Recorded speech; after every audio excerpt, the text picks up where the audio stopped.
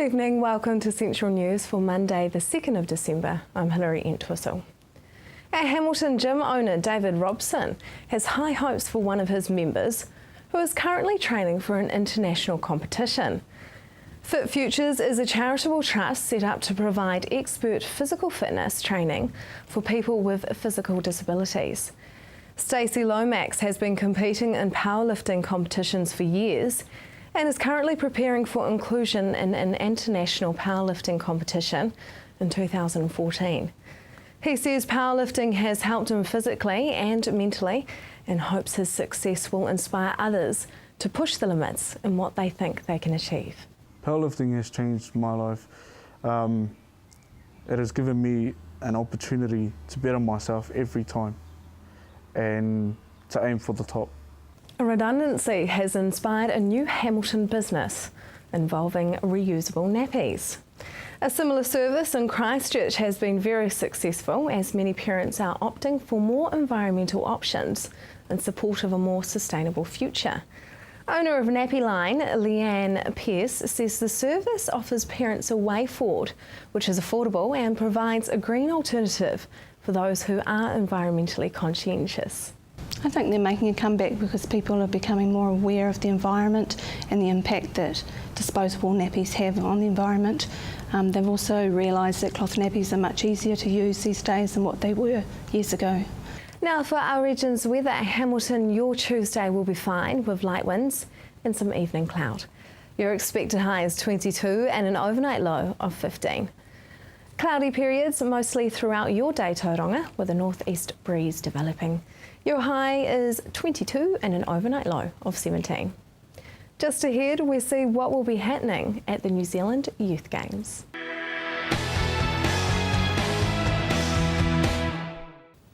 Welcome to Central News on TV Central. The New Zealand Youth Games is a unique opportunity to showcase New Zealand youth sport, develop sporting talent and promote broader messages based on Olympic values of friendship, honour and unity. The Youth Games are being held from the 5th to the 8th of December at Claude Arena. Kevin Andreas tells us more. So are these Youth Games a stepping stone for many young athletes? Yes, the Youth Games is a stepping stone for many of these athletes. It's being a national event and a multi-sport event where there's lots of different sports under the one umbrella. It's unique in New Zealand, but it replicates some of the bigger events overseas, and the pinnacle of that is the World Youth Games, which is happening in 2014 in China. So yes, it's a pathway for a lot of these athletes, particularly those that are on the edge of under 19, so 18-year-olds that are going forward into or getting close to the adult sporting scene. But for the younger grades, the under 16, they'll probably be involved in the Youth Games again before they leapfrog into adult sporting world. And how many people compete in these games? We're expecting about 3,000 across the different sports. So it is a large event, and it's high quality athletes, so it's those that are really into their sport and are participating at a pretty high level. And yeah, they will be the future stars of New Zealand sport in a few years' time. How many sports are involved? We've got 16 different sports. The big one is athletics. So at youth level, athletics is hugely popular.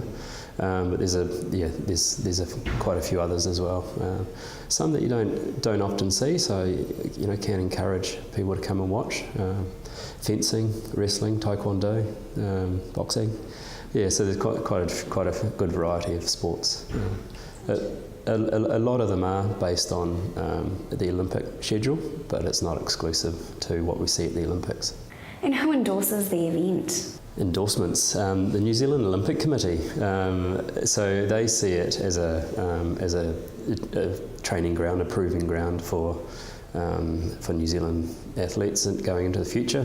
So they're well behind the event, as is the New Zealand Secondary School Sports Council, which is the governing body of secondary school sports. So they support the event as well. What's the history behind these games and how long have they sort of been running in New Zealand? So it's held every 4 years. So it began back in 2000, and it was to do with the enthusiasm around Sydney having the Olympics that year as well. So a group of people here in Hamilton thought it'd be a great idea to replicate that buzz and do a youth event along a similar style. And so every 4 years it's been held. There is one anomaly in that we've skipped a year, so it's actually 5 years since we've had the last one in 2008. And the purpose behind that was to align with the World Youth Olympics, which is into its second edition coming up in 2014. So we wanted it to be within a time frame leading into that event. So hence the 6 months out from the Youth Games, the World Youth Games, we have our event, the New Zealand Youth Games. Now this is a 4-day event, so can anyone sort of come and watch the games during those 4 days? Absolutely, yeah, there'll be some tremendous competition over the 4 days.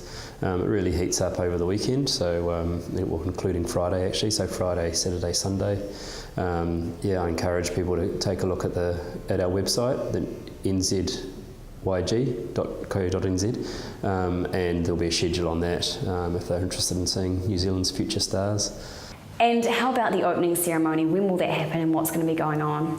So the opening ceremony is the chance to bring everybody together. Being an event like this, we have the competition venues are scattered around Hamilton. So this is the opportunity that they are all together and they all are there to celebrate the games as a group. So we have a parade of athletes, so they all parade into the Claudelands Arena. And there's some dignitaries and Olympic stars will be there as well. Nathan Cohen is the event ambassador, so he'll be there as well and signing autographs, etc. We have the games baton, which will come in and be presented, and then that's when the games are open essentially. Yeah, and there'll be a little bit of entertainment to follow. So it's a good chance to check out the stars of tomorrow. Tell us about the venues being used for the games and how we can find out more about the schedule. So the headquarters for the games is at the Claudelands Arena. So it's a new venue for Hamilton. It's a really neat space. It's ideal for some of the indoor sports that we have. So that includes taekwondo, fencing, boxing and wrestling. And then there's Porritt Stadium, another great facility in Hamilton, so that's where the athletics takes place over 2 days. And there's a few other venues around town, the YMCA, Te Rapa Sportsdrome, Fraser College, Hamilton Boys High, so all of their indoor facilities and other spaces are being used as well. But again, the website is where that information is held, so those that are interested can go and have a look at that. And is it too late to volunteer for this year's event? No, not at all. No, we'd love some more volunteers, and that's something that's quite rewarding to come and help. And there's a variety of little roles to do there. So if anyone is truly interested, it's not a large commitment. It's only across 4 days, but even if you can spare a day, that'd be fantastic. alex@uleisure.co.nz is the email address to be in touch with, and she'll point people in the right direction and say what's available.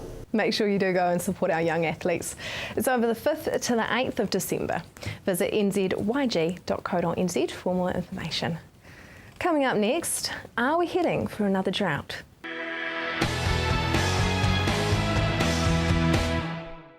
Welcome back. Some are predicting we may be heading for another hot summer, and water restrictions have already been put in place in some areas of the Waikato. But can we be better prepared this time? I'm joined by Federated Farmers Waikato member Stu Waddy. Good evening, welcome to the show. Thank you, good evening. Now let's start with the last drought. Yes. We have just come out of spring, so what effect did the earlier drought have on the reproductive cycling? Actual fact, not as bad as we expected. In February, March, when the drought started to hit in the Waikato and really bite on farming, we had a lot of herds dry off in March, and we thought, gee, what we're going to do going into winter? Well, conversely, we had a really good, friendly winter for farming livestock. We had a great July, a fantastic August. Cows were in very good condition for start of calving, and milk flows going through our processing factories showed that, and also beans were in good nick. We also had good reproductive ability on the farm, so consequently we had good submission rates to artificial breeding, and at the moment I understand that's gone very well as far as submission rate goes and in-calf rate, and most herds now got the bull out, and comments I'm getting back is that people are very happy with the in-calf rate up to date. So things have gone well, conversely to what we thought would happen in February and March. So what impact did the weather have in winter on that? Oh, well, the winter was quite much milder and much drier, especially August. August was a dream. Very few farmers had to wear wet weather gear in August, and that means when you're not wet, cows do not have to have energy to keep themselves dry. So the weather was excellent, mild and dry. It's quite ironic, isn't it, that you have a dry summer and it's awful, but then you have a dry winter and it's quite positive. And of course, the previous spring we were hydroscopic. We had so much rain. We had hills sloping down. We had a massive contrast. So, were different types of farming affected more than others? Nature treats every farmer equally. So sheep and beef farmers, they also had a pretty good winter for wintering their stock. When you get to a drought situation, they probably have it a bit easier than dairy farmers because their spring-born lambs have already gone off the market. They've kept their replacement wethers and hoggets, and also they weaned off their beef calves off the cows' mothers. And these beef calves can actually live off an oily rag as long as they get plenty of water, which is most important. And then when the winter came, that also was mild. And so nature treats everybody the same. We have to farm through these situations in New Zealand because 90% of our feed source is grass. And for dairy farmers, is there measures that they can be taking now to prevent lower income and higher feed costs? Certainly, at the moment you will see a lot of farmers out there now. You'll see chicory summer crops being grown. You'll see turnips being grown. You've got plenty of hay and silage going in for spring. But conversely, there's also a big market now for bought-in proprietary feed, which is your meals. And so you've got palm kernel extract, PKE. You've got the tapioca PKE mixes that commercial firms put together, including rice bran now. So there's a lot of byproducts from food production, including biscuit meal, going into being available to feed and supplement in a dry period. What's the logistics of these kind of new feeds that are coming onto the market? How long have they been around? Oh, it's become part of New Zealand's management cycle now for the last 6 years in reality. Prior to that, the buzzword was feed pads, where you would feed plenty of silage, and if you can get it bought-in silage or even pea hay and whatever. But now we're going to see a lot more proprietary feeds because it's bangs for your buck. So with proprietary feed, you can get more metabolic energy for a given price compared to the normal fibrous baleage and silage and some of the other PKE blends you get. Yes. And for sheep and beef farmers, is anything that they can be doing now to kind of prevent lower growth rates? Yes, well, as I said to you earlier, we've had a good spring. They've also had a good lambing. I'm hearing a reasonable docking rates. That means the number of lambs alive at docking from the time they went into the ram. So that's gone very well. So they'll be going to the English market, the European market mostly, and whatever. And again, when they go, you reduce your stocking rate. Your spring-born beef calves, they'll be weaned off at the end of February. So if it's a dry period on that, yet again, there'll be some de-stocking, which takes the pressure off what you have to do on the farm. Yes, and they do the same as us. They actually put in summer crops if they have got the ability to do that, because some topography of hill farms you can't do that, and they can actually make silage and feed that out. So there's plenty of options we can do now in being proactive. Were they affected by the drought the previous drought? Yes, like us, yes, and probably a bit more than the dairy farmers, because when you've got topography like that in the wind blown, it's very difficult to get good quality established pastures on the hills, so they got blown off, and the worst scenario for them was to destock capital stock. And that's the stock you have to have on the farm to generate your income. So you need to have your beef cows to being calved to get a calf. You need to have your ewes on the farm to lamb to bring you a profit. Once you take that capital stock off, then obviously you're not going to get as many lambs or beef animals on the ground the following spring. So they had to do a lot of destocking in the dry stock world, but this year I think you'll see a lot of retentions for capital stock. So is there a website or a rural support group that people can kind of get tips? Oh, yes, we do the Waikato Hauraki rural support group is well known. It's well posted out there. There are all your consultants. Beef and Lamb New Zealand for your sheep and beef. You've got the Dairy NZ for your dairy farms, and of course. When you have drought issues, you have employment issues, and that's where Federated Farmers comes in to resolute employment issues on farm. Well, thank you very much, Stu, for coming in this evening. Thank you very much. Coming up next, Christmas trees at the Meteor.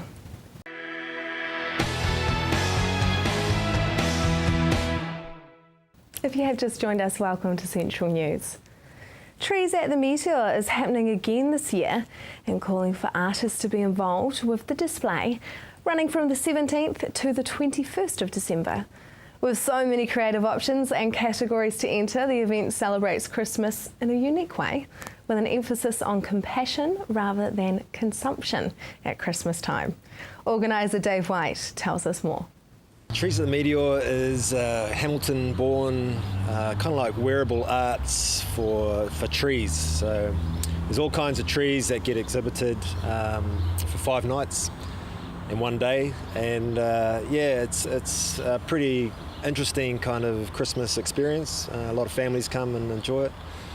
Its main theme is, I guess, compassion, not consumption. So it's a little bit different to perhaps the average Christmas show. It's kind of challenging how we spend our money, how we spend our time around Christmas. So not in a heavy kind of way, just taking a few pot shots at how crazy the malls are and the credit cards around Christmas.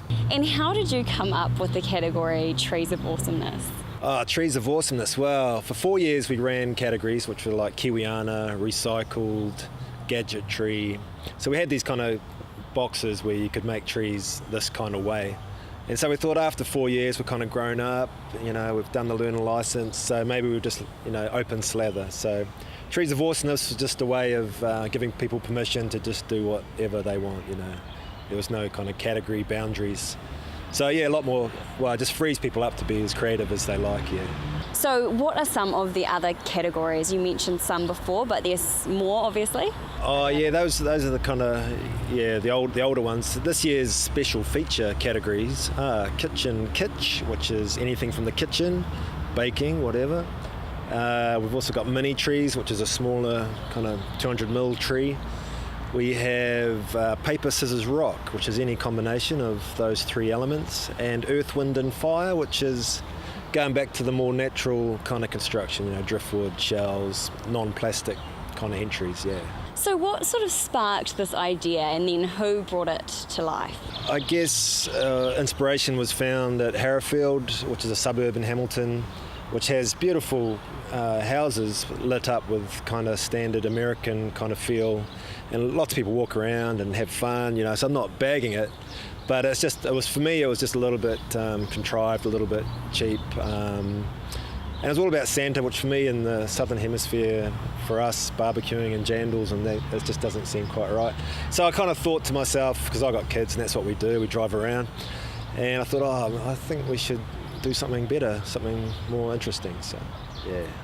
And then there's a place in Auckland which do Christmas tree decorations, but it's very beautifully done, exquisite, but it's a very corporate model, so businesses sponsor a tree and those trees are themed. So it's very flash and slick, but I thought Hamilton was a bit more raw and DIY, make it yourself, kind of. So we went with that idea, and it's worked out pretty well, yeah.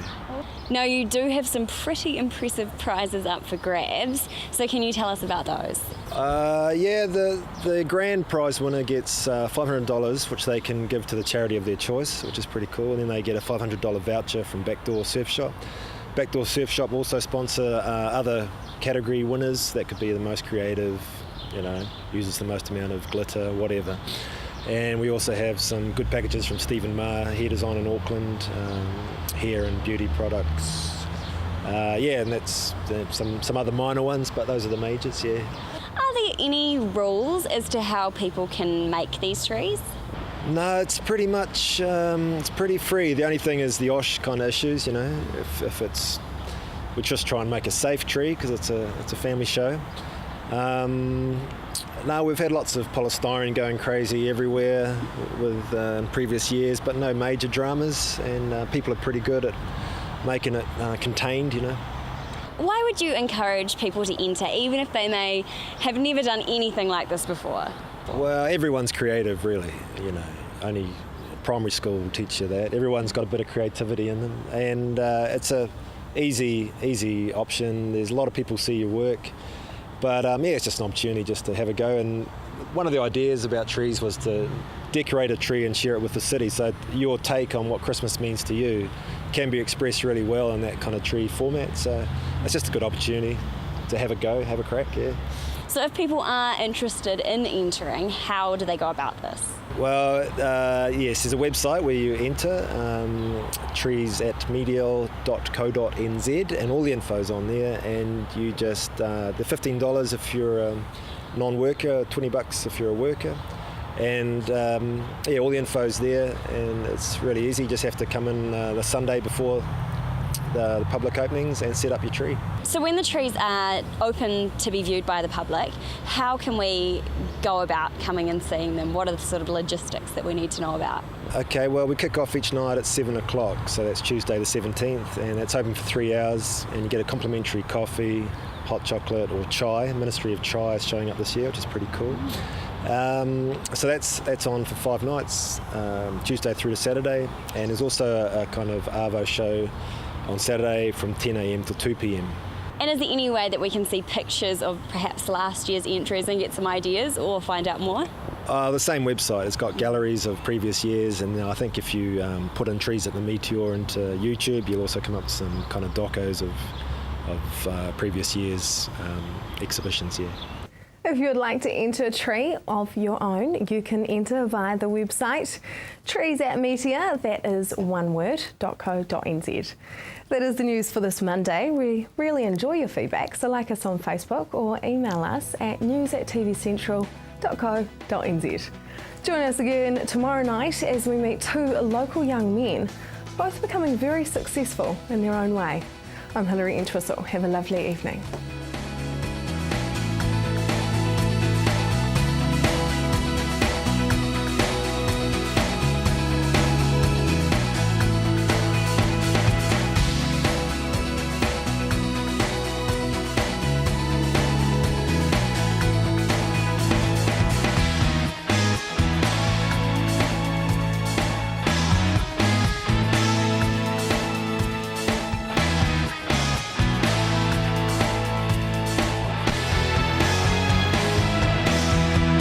This has been an Alpha Media production, a division of Television Media Group. Supporting local content so you can see more of New Zealand on air.